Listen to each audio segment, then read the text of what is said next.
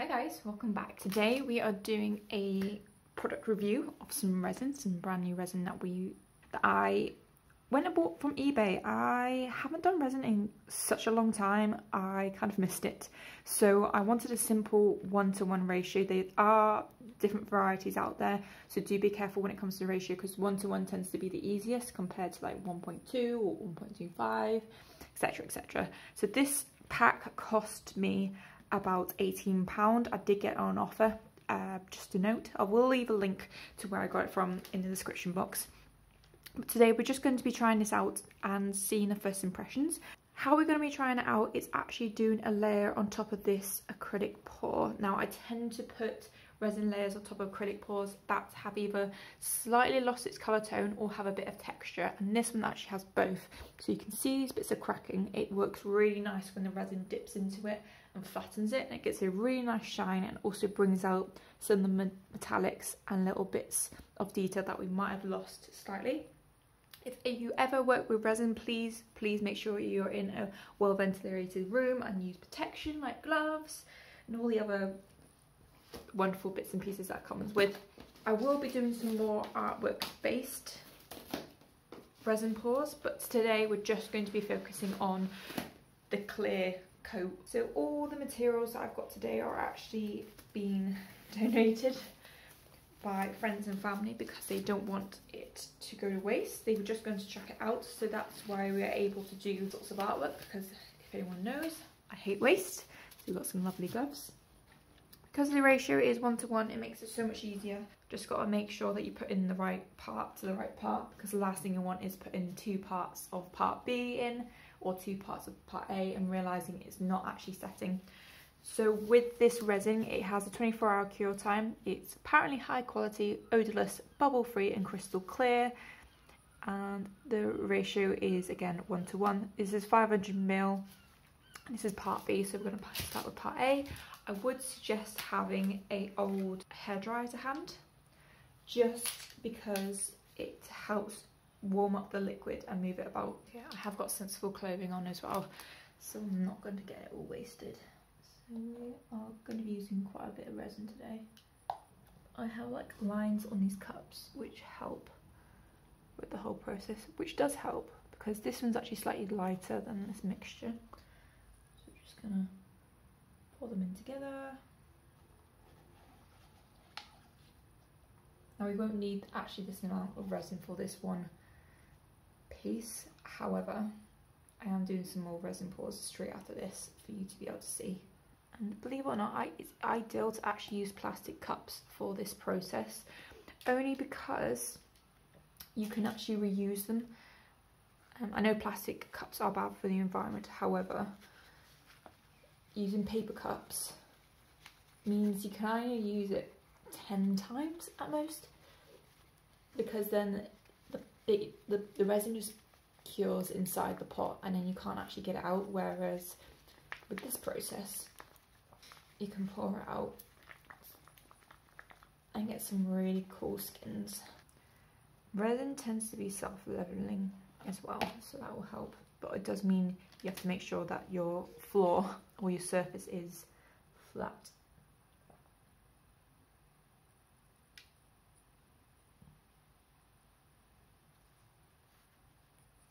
A little bit more. So where you can see that I've poured on, the colour's already looking just that bit brighter. I'm just going to use a pencil. Can you see that difference?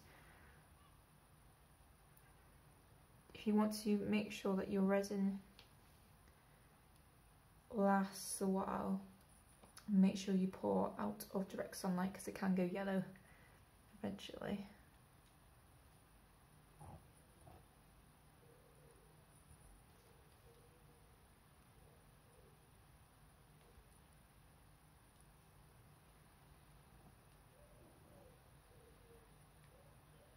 You can use your gloves for this purpose, but I thought whilst this pencil is covered in resin, I might as well make them used to it.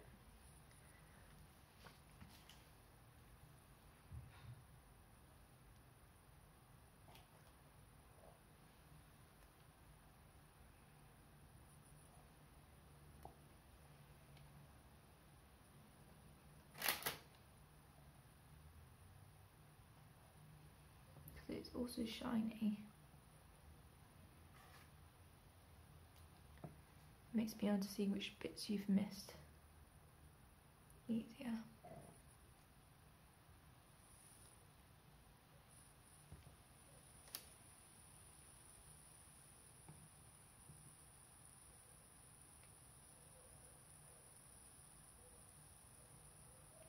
Okay, right, next bit is going to be the hairdryer. It's going to be loud, so mute this bit if you don't like it.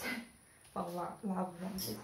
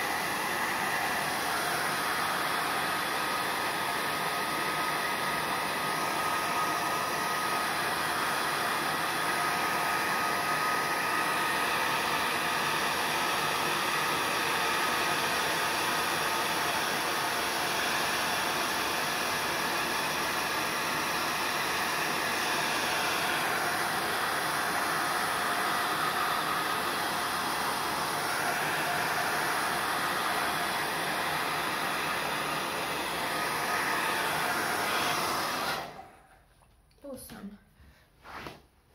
So there is a little bit up here that I've missed. I'm just going to pour a bit on. When you do heat up resin, it has a shorter curing time, so just be wary of that. I know this isn't dried yet, so I don't know the full process of whether or not it's actually going to work, or actually if this resin's actually good quality, but from what I can gather so far, it has done a really good job. One thing I have noticed is that the amount of resin that I did pour on, for me, was the right amount.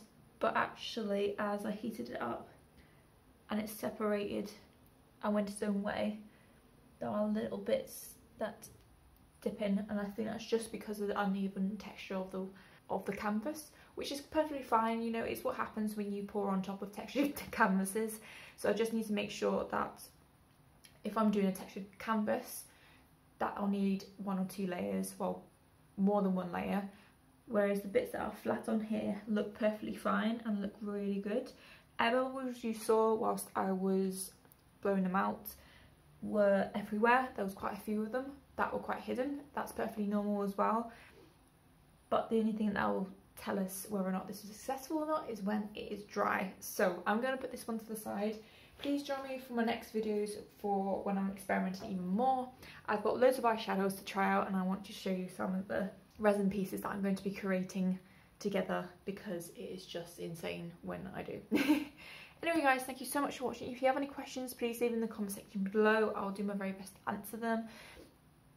Also in my description box there are links to my eBay selling account, which is where I sell all my artworks that I feature on my channel, plus a couple of extras. It's also a PayPal donation page, and there's also in my Patreon if you'd like to join me on there. If you can't do any of that, don't worry about it. Please just like and subscribe, because it does help me out in the long run, and that for me would be great. Sounds awesome, doesn't it? Anyway guys, thanks again. I shall see you later.